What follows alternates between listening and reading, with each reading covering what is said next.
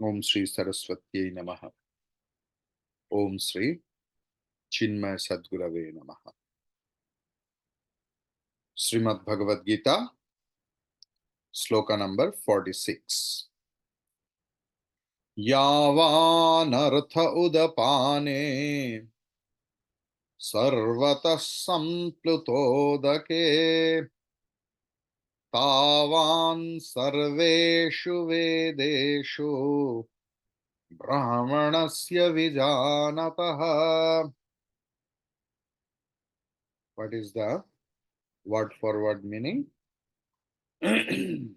Udapane. Udapane is saptami, in something else. So, in something means Bapi, तड़ाग, तालाव या क्षुद्र जो जलाशय है उनमें यावान जितना हो सकता है कम, अर्थ अर्थ मीन्स प्रयोजन सिद्ध होता है, सर्वतः सर्वतः मीन्स इन ऑल डायमेंशन, सर्वत्र, संप्लुत उदके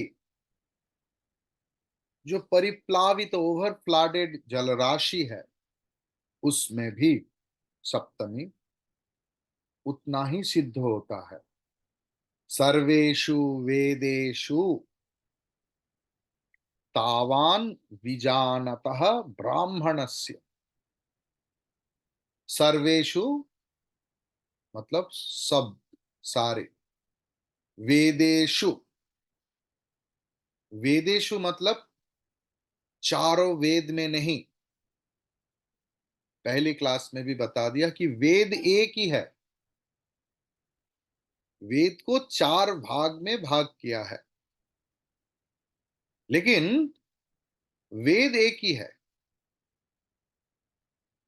जैसे हमारे पास अर्थ एक ही है, so this amount of the money will be utilised to maintain the house, ये बच्चों का पढ़ाई के लिए, ये रिक्रिएशन के लिए, लेकिन अर्थ तो एक ही है।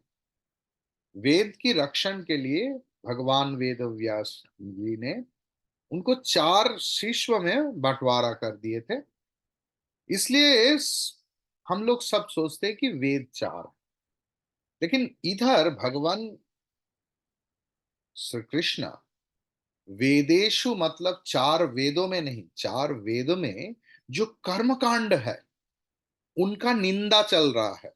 अब देखिए भगवान कैसे कर रहा है। ये वेद में दो भाग है, एक है कर्मकांड, एक है ज्ञान कांड।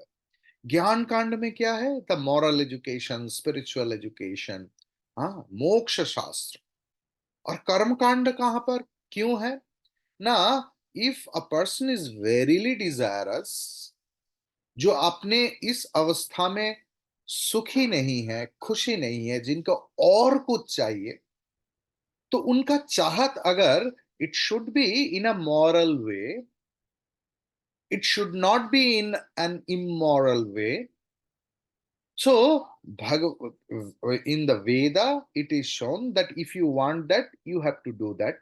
If you want putra, you have to do that. If you want dhanam, you have to do that. If you want man, samman, praisings, and everything else, you have to do all those things. So here, सर्वेषु वेदेषु मतलब चारों वेद में या पूरा वेद में जितने सारे कर्मफल सिद्ध होता है उन सारे, तावान वो सारे, विजानतः, विजानतः मन ज्ञानी, ब्राह्मणस्य लभते।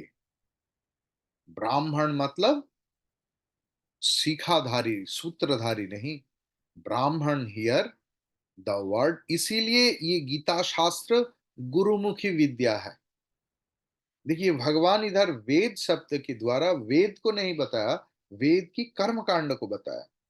इधर ब्राह्मण शब्द से भगवान ने ब्रह्मविद पुरुष इसके बारे में आता है। पुरुष मतलब मेल फीमेल वो वाला पुरुष नहीं, पुरुषायनात इति पुरुषा। ये शरीर रूपी पुरी में, नगरी में जो शयन कर रहा है, महिलाओं की, माताओं की शरीर भी हो सकता है, पुरुष की शरीर भी हो सकता है। तो ये हुआ इनका अर्थ। अभी we will explain something else.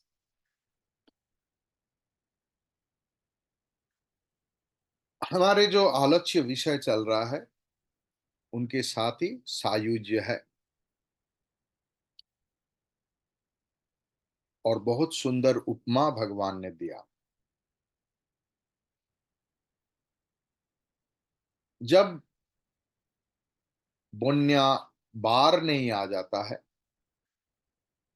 पहाड़ी अंचल में, मरु अंचल में लोग दूर दूर में जो जलाशय है वहां से पानी संग्रह करते हैं, जल संग्रह करते हैं। ऐसे ही आध्यात्मिक व्यक्ति जो है, आध्यात्मिक साधक जो है, वो वेद से, कुरान से, बाइबल से, त्रिपिटक से, ग्रंथ साहिब से अध्यात्म विद्या की संग्रह करने का कोशिश करते हैं। लेकिन जब वन्या प्लावित हो जाता है, when it is over flooded, सारे जलाशय पूर्ण हो जाता है, सारे के सारे इलाका प्लावित हो जाता है, तब जल संग्रह के लिए दूसरे को कोई दूर दूर जाने का जरूरत नहीं होता है। मतलब देखिए, भगवान की समय तो ऐसे सिस्टम नहीं था, तो आपको 5,000 5,500 पहले का जो समाज व्यवस्था है उनके बारे में सोचना पड़ेगा। So if the water comes to you, you no need to go out far away to collect the water. Veda की प्रयोजनीयता कितना है, धर्म ग्रंथ की प्रयोजनीयता कितना है, कितना तक है, न जब तक आप ना जाने उसको। Swami Vivekananda, today is his most auspicious janma tithi. We should quote him that we have to the purpose of religion, धर्म की उद्देश्य है वेद, पुराण, बाइबल की पार जाना। वेद, पुराण, कुरान, बाइबल, इनका मकसद कितना तक है? न वचनामृत में है, श्री रामकृष्ण वचनामृत में है कि हस्बैंड बाहर सिटी में नौकरी करते हैं और उनका स्त्री गांव में रहते हैं, तो खत लिख दिया, मुझे ये चाहिए, ये चाहिए, ये चाहिए। अभी वो व्यक्ति उस खत को लेकर बैठे नहीं रहेंगे।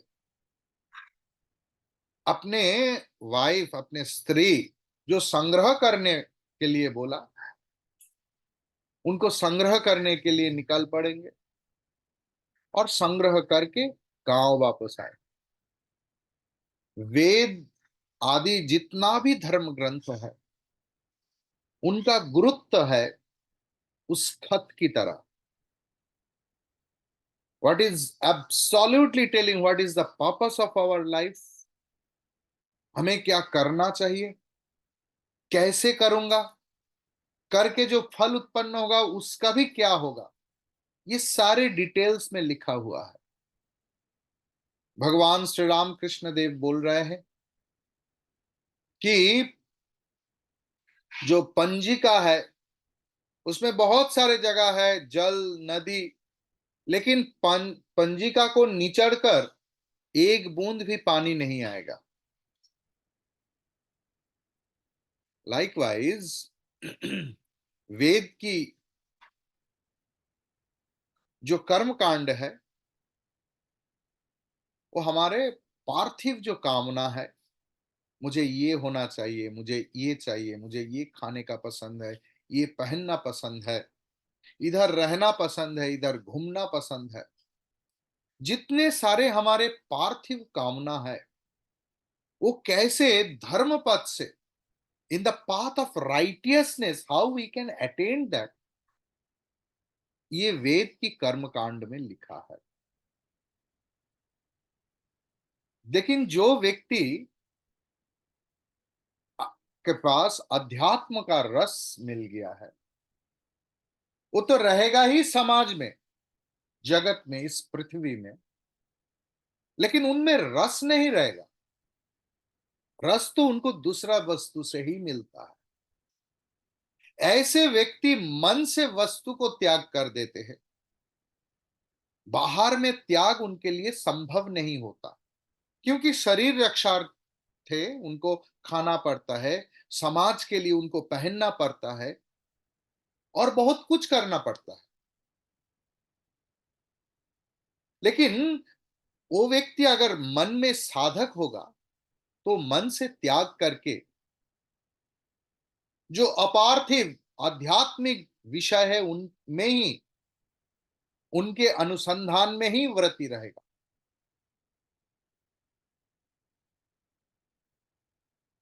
और एक तरीका से देखिए, जब बाढ़ आ जाता है, बान वन्या हो जाता है, घर के चारों ओर पानी हो जाता है, और कई महीने के बाद हमारे कलकत्ता शहर में भी होगा, उस पानी का हमारे पास कोई मूल्य नहीं रहता। हम लोग चाहते वो पानी कब निकल जाए, चला जाए, तो we can walk in a comfortable way, in a conducive way. तो जो व्यक्ति के मन में अध्यात्म का रस पैदा हुआ है, उनके पास वेद की कर्मकांड मूल्यहीन हो जाता है, ये फ्लडेड वाटर की जैसे। वो व्यक्ति जागतिक संपत्ति प्रलोभन से मुक्त होकर परम धन कमाने में लगे हुए हैं। वो भी धन कमाने जा, लेकिन वो परमार्थ धन। कर्मकांड में जो जो यज्ञ जाग पूजा विधि का निर्देश किया हुआ है, उसमें से फल होता है, वेद को श्रद्धा करता। लेकिन ये वेद में भी लिखा है, जे जो सुख जो फल मिलेगा वो सीमित काल के लिए, वो खंड सुख देता है, खंडित सुख देता है। जिन्होंने अपने देह मन बुद्धि की सीमा पार करके असीम की ध्यान में मग्न हुए हैं, उनका फल स्वरूप क्या होता है? ना उनका आनंद का कोई सीमा परिसीमा नहीं रहता है, और ये आनंद अनंत काल व्यापी। आज सुबह का ही क्लास था हम लोगों का, अद्वैत वेदांत के ऊपर, वेर वी हैव फाउंड जी, हमारे धर्म चर्चा की उद्देश्य क्या है? ना टोटल सेसेशन ऑफ सॉरो, आत्यंतिक दुख निवृत्ति। There will not be an iota of sorrow, and परम आनंद प्राप्ति। आनंद प्राप्ति नहीं, परमानंद प्राप्ति,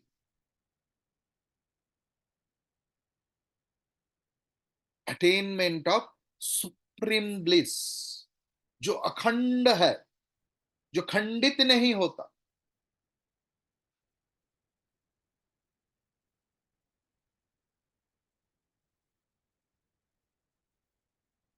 भगवान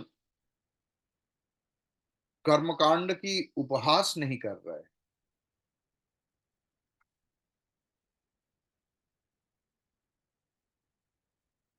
लेकिन जिनके मन में भगवान की रस पैदा हो गया है, अनंत की रस पैदा हुआ है, उनका खंडित रस का प्रयोजन नहीं होता। जो कभी असली दूध पिए हैं ना, उनको कोई सारे केमिकल दूध उसके मुंह में लगाने से ही उनको पता चल जाएगा उनका प्रयोजन नहीं है।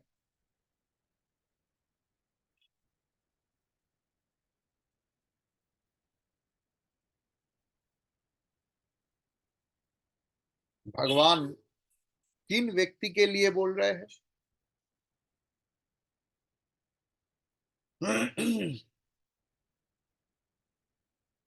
जो बकरी चढ़ाते हैं, जो गौ माता को चढ़ाते हैं, जो ऊंट चढ़ाते हैं, उनके हाथ में एक छड़ी रहता है। तो छड़ी सबके ऊपर नहीं लगता। जो पथ से बेपथ हो जाता है, उनके पीठ में एक बार छड़ी लगा के उनको पथ में ले आते हैं। ऐसे ही भगवान उनके लिए बोल रहा है, वाक्य की बाण प्रयोग कर रहा है, जिन्होंने अपने पथ का ही लक्ष्य समझ के बैठे हैं।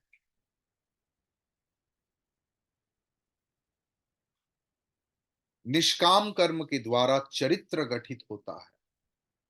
निष्काम कर्म के द्वारा चित्त शुद्ध होता है। और जिनका चित्त शुद्ध हो गया है, उनके मन में विवेक और विचार की जागरण होता है। उनके पास एकदम परिष्कार हो जाता है, सही कौन सा है, गलत कौन सा है, कौन सा पथ अपनाओ, कौन सी पथ मेरे लिए और समाज के लिए लाभदायक है, कौन सी पथ मेरे लिए सुख लेकिन दूसरे के लिए हानिकारक है, वो कभी आजमाते नहीं।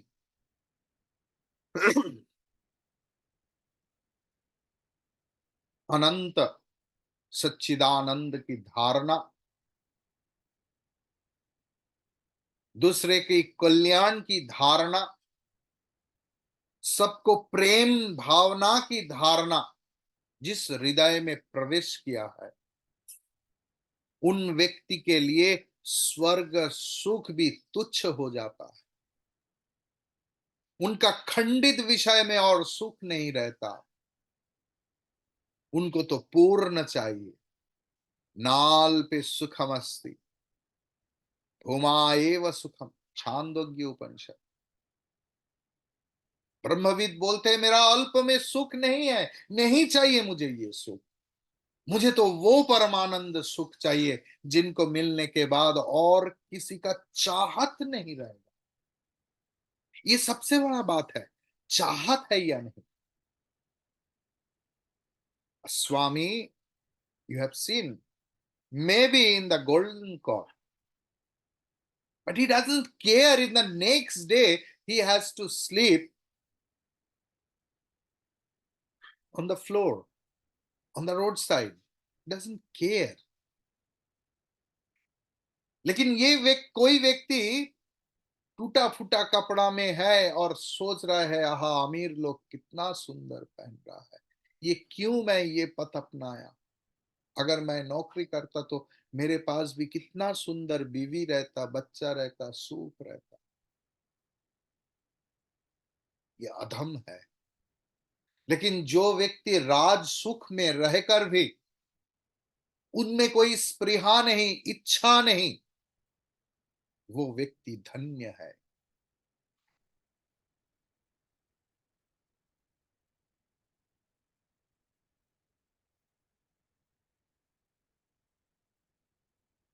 जिनका शुद्ध चित्त हो गया है, उनके मन में विचार की जागरण होता है।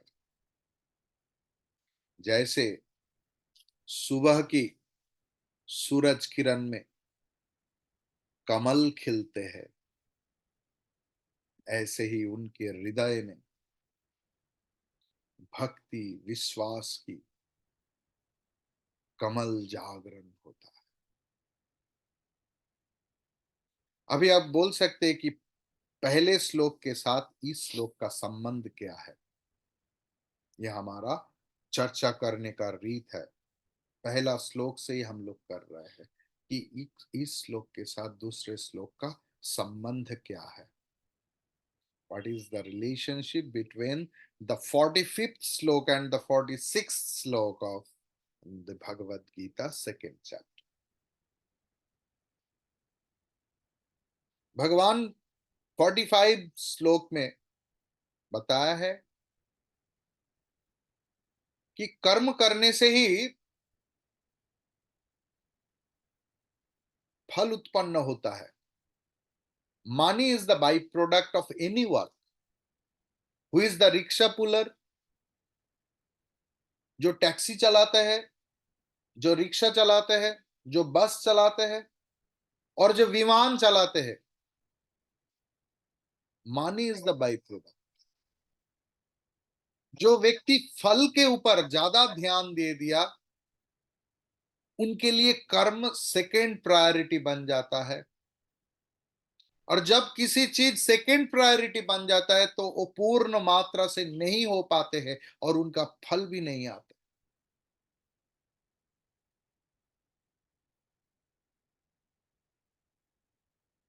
सवाल उठ सकता है कि अगर कर्म फल त्याग क्यों करूं? कर्मों को ही त्याग कर दो, तब फल का भी चिंता नहीं आएगा। जब फल फल नहीं चाहते, मेरा फल चाहने का अधिकार ही नहीं है, तब कर्म करने का विडंबना क्यों करूं? क्यों मुझे तुम युद्ध करने का उपदेश दे रहे हो कृष्ण? इसके उत्तर में भगवान बोल रहे हैं कि ब्रह्म ज्ञानी की सारे कर्म की प्रयोजन खत्म हो जाता है। जो ब्रह्म ज्ञानी है वो संसारी से कई गुना ज्यादा कर्म करते हैं, लेकिन कर्म भावना नहीं रहते हैं। कर्म किसे बोलते हैं? ना जिसमें कर्तृत्व अभिमान रहते हैं उसे ही कर्म बोलते हैं। मैं कर रहा हूं, मैं क्लास ले रहा हूं, मैं जा रहा हूं, मैं ये कर रहा हूं, मैं वो कर रहा हूं, ये जो मैं और मेरे की भावना है जिसमें, उसे कर्म बोलते हैं। लेकिन जो सोचते हैं कि मैं तो सिर्फ होंठ हिला रहा हूं, गुरु कृपा से गुरु इधर बैठकर बोल रहा है, मैं तो निमित्त मात्र, उनका कर्म खत्म हो गया है। उनको क्लास के बाद कोई माला पहनाए, डजंट केयर। और कोई बोला क्या क्लास लगा स्वामी जी, इतना बोर हुआ, नींद आ गया, ठीक है, I will try from next class. लेकिन ब्रह्म ज्ञान जितना जब तक नहीं रहता है, तब तक कर्म रह जाता है। भगवान श्री राम कृष्ण ने एक बहुत अच्छा उदाहरण दिया कि बहू जब प्रेग्नेंट हो जाता है ना, सास उनका कर्म कम कर देते हैं। जितना उनका प्रेगनेंसी पीरियड बढ़ता है उतना उनका कर्म कम होते जाता है। और जब डिलीवरी हो जाता है ना, तो सास बोलते हैं तुम सिर्फ बच्चे को लेकर रहो, तुम्हें कुछ करने का जरूरत। तो ब्रह्म ज्ञान होने से पहले यू हैव टू डू कर्म। कर्म वेद अनुसारी कर्म। वेद अनुसारी मतलब, वेद अनुसारी कर्म मतलब पूजा पाठ यज्ञ। अरे स्वामी जी, आपका तो भिक्षा मिल जाते हैं, आपको क्या पता संसारी को कैसे खाना आता है? Do you know? एक कप चाय भी तो आप खुद बनाते नहीं।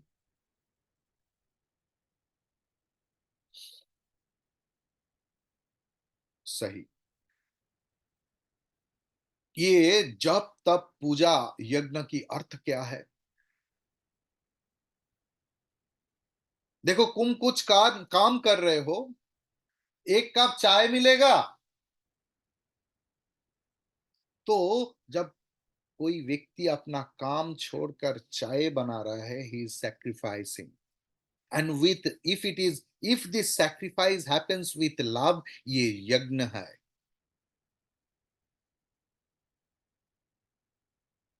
If you do any work with love and patience and in the bhav of sacrifice, the same work transforms into पूजा, जप, यज्ञ इत्यादि, और वही वैदिक अनुसारी कर्म है।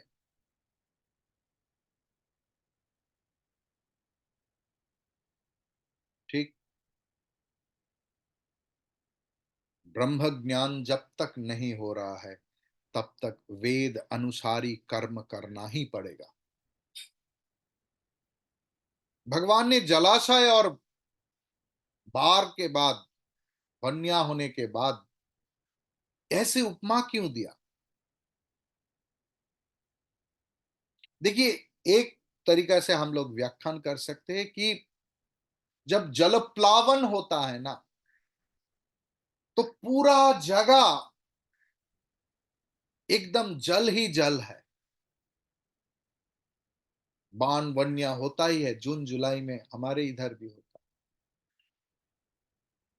तो हर वस्तु को आप कोई एंगल से देख सकते हैं। तो जो जल पूर्ण जगह है ना, उसमें जल की कमी नहीं रहता है। इसके द्वारा भगवान ने आत्मतृप्त महापुरुष का मन की अवस्था वर्णन की है।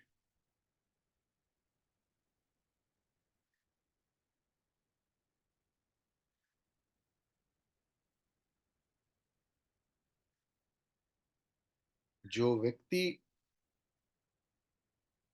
देखिए आज नदी का दूषण हुआ है, लेकिन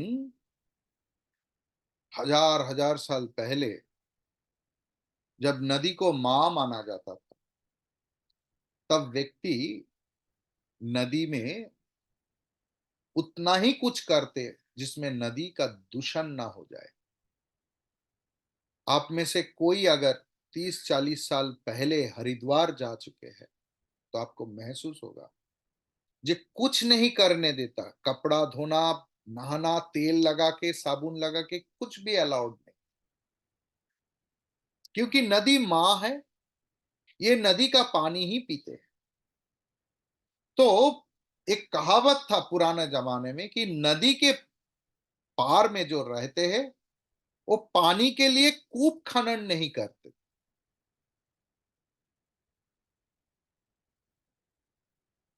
हम लोग 100 साल पहले, 100 150 साल पहले देखा, भगवान श्री राम कृष्ण देव भी पूरा के पूरा साल भर गंगा जल ही पान किए हैं। कोई ट्यूबवेल नहीं, कोई कूप नहीं। तो भगवान ये उदाहरण से बोल रहा है, जो व्यक्ति आत्मतृप्त है, जिनके पास गंगा जैसे पवित्र नदी है, उनका और कोई पानी का जरूरत नहीं। लेकिन ये श्लोक समझने से पहले आज की जमाने की एक्वागार्ड की कॉन्सेप्ट को भूलना पड़ेगा, तब this shloka will appeal to you. ऐसे ही जो व्यक्ति सच्चिद आनंद स्वरूप परमात्म तत्व की ज्ञान लाभ किया है, उस व्यक्ति के पास वेद की प्रयोजन नहीं है। किसी भी धर्म ग्रंथ की प्रयोजन नहीं है। स्वयं भगवान बोल रहे हैं, उनका ना तो पूजा की जरूरत है, ना तो पाठ की जरूरत है, ना तो यज्ञ की जरूरत है, ना तो धर्म की जरूरत है। एक व्यक्ति काशी के गंगा किनारे ऐसे ही बैठे रहते थे, सदानंद साधु थे। तो सब लोग आश्चर्यचकित होकर देख रहे हैं, देखते थे कि वो साधु ना तो कभी जप करते हैं, ना तो कभी पूजा करते हैं, ना कोई यज्ञ करते हैं। तो सबने पूछा कि बाबा जी आप क्यों ये नहीं करते, और आप तो कोई ग्रंथ भी नहीं पढ़ते। ना बेटा, मेरा असौच चल रहा है। अरे बाप रे! साधु का भी अशौच, क्या परिवार को छोड़ के ऐसे ही आ गया? बोला नहीं बेटा, मेरा अज्ञान की मृत्यु हुआ है, इसलिए मेरा मृत अशौच चल रहा है।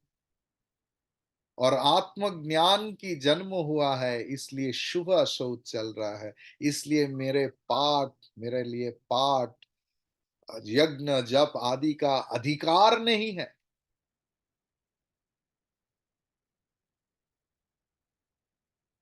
तब वो व्यक्ति आनंद में रहते हैं।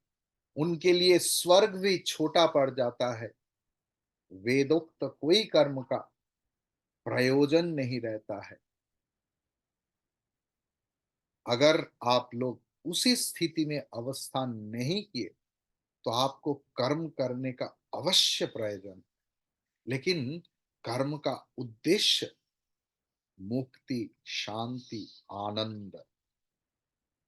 The work, the association with the people, if affects you physically, mentally, spiritually, socially, economically, reject it or reject them as poison. Hari Om. Thank you very much.